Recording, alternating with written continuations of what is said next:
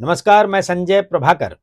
बिहार विधानसभा चुनाव की तारीखों का ऐलान हो चुका है और इसी के साथ राजनीतिक माहौल भी गर्मा चुका है, गहमा-गहमी बढ़ चुकी है बिहार में। बिहार विधानसभा चुनाव इस बार 2 चरणों में होगा। पहले चरण का मतदान 6 नवंबर को होगा और दूसरे चरण का मतदान 11 नवंबर को होगा और वोटों की गिनती होगी 14 नवंबर को। नतीजा भी 14 नवंबर को आने लग जाएगा और आ जाएगा। यानी 14 नवंबर को शाम होते होते ये पता चल जाएगा कि बिहार में अब की बार सरकार कौन बनाएगा, महागठबंधन या फिर एनडीए।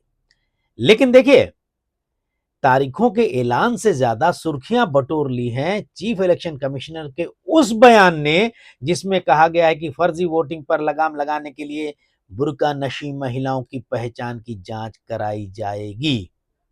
अगर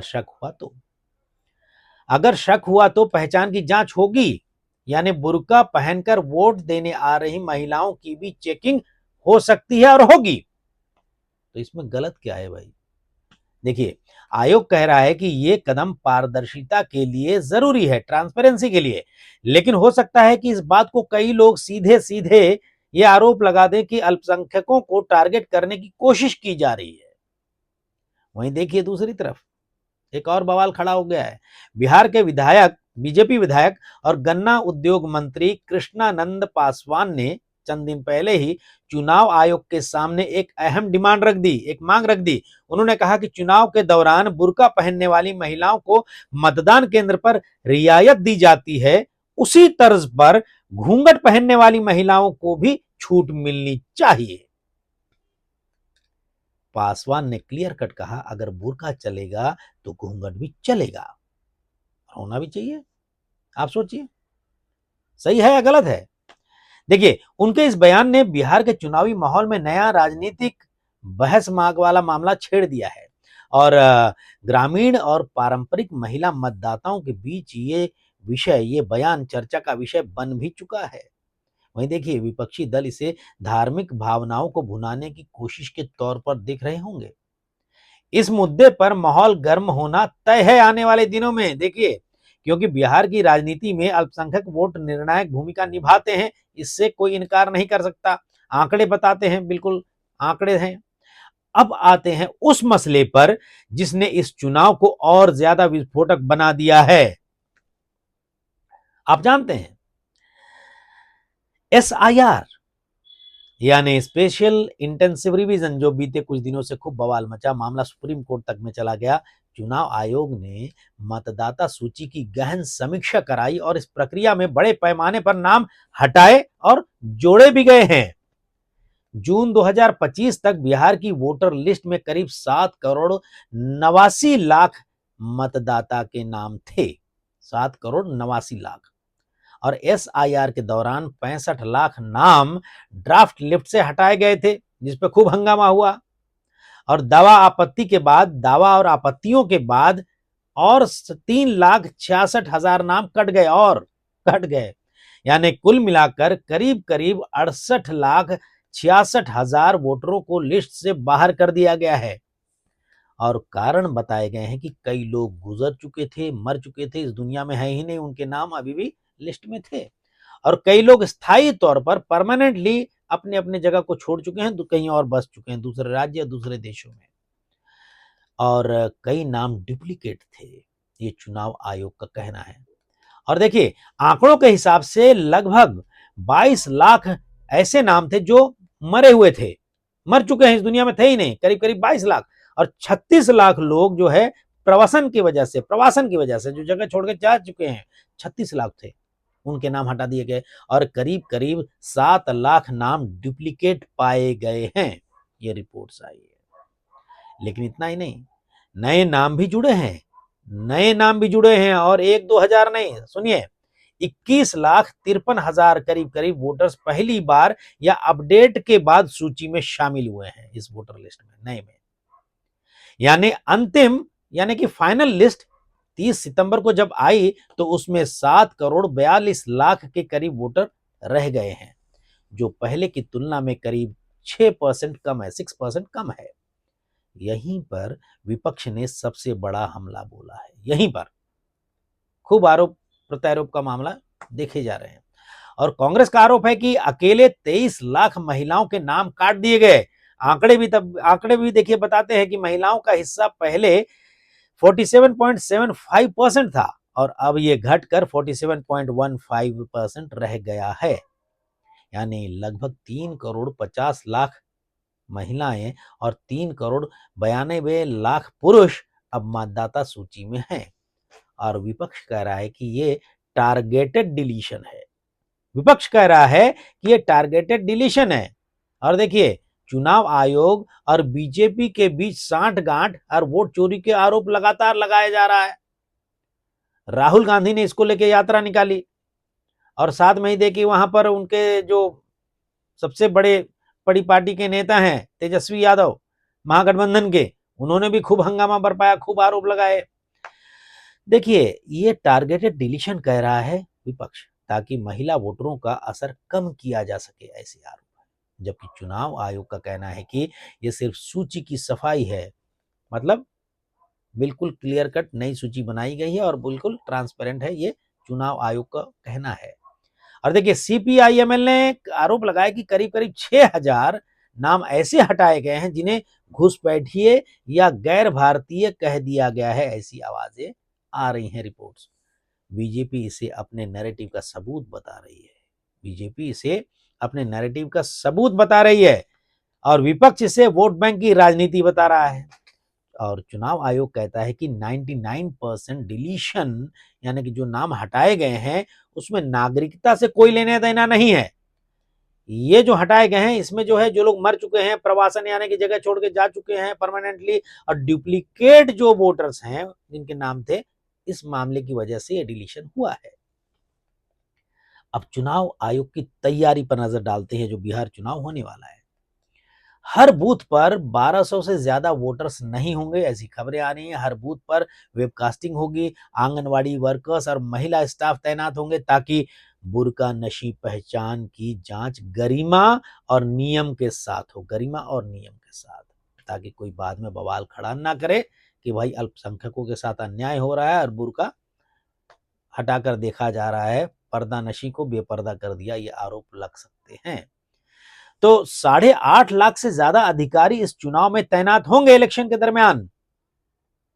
और आयोग कह रहा है कि यह बिहार का अब तक का सबसे पारदर्शी चुनाव होगा, अब तक का सबसे ट्रांसपेरेंट चुनाव होगा, ऐसा चुनाव आयोग का कहना है। लेकिन सवाल यही है कि जब 69 लाख नाम काट दिए गए, जब 69 लाख नाम काट दिए गए हैं, तो क्या यह सब वाकई नियम के तहत हुआ था या हुआ है? इसमें राजनीतिक खेल बिल्कुल शामिल नहीं है, सवाल उठता है। और लगातार ये आरोप लग रहे हैं चुनाव आयोग पर। और अब बात करते हैं, आइए, राजनीतिक समीकरण इस चुनाव में। एनडीए और महागठबंधन दोनों इस बार एसआईआर को अपने अपने फायदे का मुद्दा बनाने की कोशिश करेंगे। बीजेपी और जेडीयू का गठबंधन ये कहेगा कि लिस्ट की सफाई से फर्जी वोटिंग खत्म होगी, डुप्लीकेट हटेंगे और असली वोटर का ही वोट गिना जाएगा। बीजेपी इस मसले को घुसपैठिए हटे वाले नैरेटिव के साथ भी जोड़ेगी, ताकि हिंदू वोटरों को एकजुट किया जा सके। और देखिए, वहीं जेडीयू की कोशिश होगी कि महिला वोटरों को यह संदेश दिया जाए कि उनकी सुरक्षा और पहचान की गारंटी सरकार देगी। लेकिन महागठबंधन इस जोर देगा कि आयोग ने 23 लाख महिलाओं के नाम काट दिया है, यानी कि सबसे बड़ा नुकसान महिलाओं और अल्पसंख्यकों को हुआ है। ये हो सकता है कि महागठबंधन अपने इलेक्शन के प्रचार में बवाल खड़ा करे और आरोप लगाए। आरजेडी और कांग्रेस इसे सीधा सीधा लोकतंत्र के से खिलवाड़ बताकर सरकार पर हमला करेंगे, ये भी हो सकता है। महागठबंधन इस चुनाव को रोजगार, महंगाई और महिला वोटरों की कटौती के मुद्दे पर लड़ना चाहता है, ये साफ साफ नजर आ रहा है, जो खबरों में बातें आ रही हैं। और आरजेडी का आरोप है कि सरकार युवाओं को रोजगार देने में पूरी तरह नाकाम रही है। ये बहुत बड़ा मुद्दा उठाया है महागठबंधन की तरफ से। और अब वोटरों की लिस्ट काटकर उनकी आवाज भी दबाई जा रही है, ये आरोप लगाए जा रहे हैं। और देखिए, कांग्रेस ये मुद्दा उठाएगी कि महिलाओं का वोट घटाकर उनकी राजनीतिक ताकत कमजोर करने की साजिश हो रही है। और लेफ्ट की पार्टियां, लेफ्ट दल जो है, वाम दल, एसआईआर को नागरिकता जांच का ट्रायल बताते हुए इसे एनआरसी जैसी कवायद कह सकते हैं। एनडीए के लिए चुनौती होगी कि कटे हुए नामों के आरोपों के बावजूद अपनी साख बनाए रखे और बताए कि यह सफाई जरूरी थी। और बीजेपी का नैरेटिव साफ है, देखिए, फर्जी वोटिंग रोकनी है तो नामों की सफाई करनी ही होगी। और बीजेपी इसको राष्ट्रवाद और सुरक्षा से जोड़ेगी और कहेगी कि अब बिहार में फर्जी वोटिंग की गुंजाइश नहीं बचेगी। इस बार मुकाबला और भी दिलचस्प होगा, देखिए, क्योंकि महिला वोटर बिहार की राजनीति में हमेशा गेम चेंजर साबित हुई हैं। पिछले इलेक्शंस कई ऐसे हमने देखे हैं, आप याद होगा आपको। और नीतीश कुमार ने पहले शराबबंदी और महिला आरक्षण जैसे फैसलों से महिलाओं का बड़ा वोट बैंक बनाया था, ये सभी जानते हैं। लेकिन अगर महिलाओं की संख्या वाकई लाखों में कम हो गई है तो इसका असर नीतीश कुमार की राजनीति पर भी पड़ेगा। ऐसा नहीं है कि महागठबंधन पर सिर्फ असर पड़ेगा, एनडीए पर भी पड़ सकता है। और आरजेडी और देखिए कांग्रेस यही तर्क देंगे कि नीतीश ने महिलाओं को वोट बैंक के तौर पर इस्तेमाल किया, लेकिन उनकी आवाज ही काट दी गई, यानी कि बहुत सारी महिला वोटर्स के नाम काट दिए गए। जबकि चुनाव आयोग साफ साफ कह रहा है कि क्यों वोटर्स हटाए गए लिस्ट से। बहुत बड़ी संख्या में लोग मर गए जो जिंदा है ही नहीं। कई लोग जो ऐसे हैं जो जगह छोड़कर जा चुके हैं परमानेंटली, और कई ऐसे हैं जो जिनका डबल नाम है, डुप्लीकेट नाम से नेम्स है। और देखिए युवा वोटर भी इस बार निर्णायक होंगे। युवा वोटर भारी संख्या में जुड़े हैं लिस्ट में, जो 21,53,000 नए मतदाता जुड़े हैं। अब की बार इस इलेक्शंस में वोट देंगे 21,53,000। उनमें बड़ी संख्या पहली बार वोट करने वाले युवाओं की है। ये वही युवा हैं जो नौकरी, पढ़ाई और पलायन के मुद्दे से सबसे ज्यादा प्रभावित है। तो सोचिए किसके लिए टेंशन है। अगर ये वोटर महागठबंधन की ओर झुकते हैं तो सत्ता परिवर्तन आसान हो सकता है।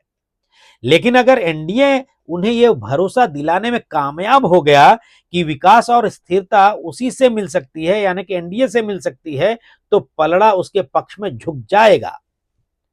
तो कुल मिलाकर 2025 का बिहार विधानसभा चुनाव सिर्फ बूथ तक सीमित नहीं है।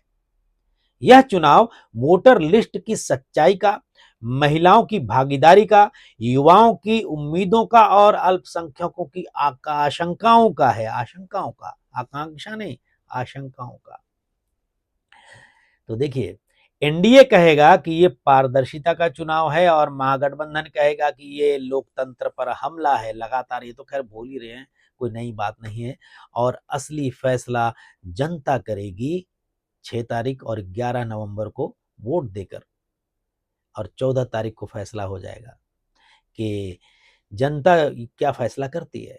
जनता फैसला करेगी कि वह किस कहानी पर भरोसा करती है, फर्जी वोटिंग रुकी है वाली कहानी या वोटरों को जानबूझकर काटा गया है इस कहानी पर। एक तरफ सच्चाई का दावा है तो दूसरी तरफ साजिश के आरोप। और इसी टकराव में तय होगा कि बिहार की विधानसभा की कुर्सी पर कौन बैठेगा और सरकार कौन बनाएगा।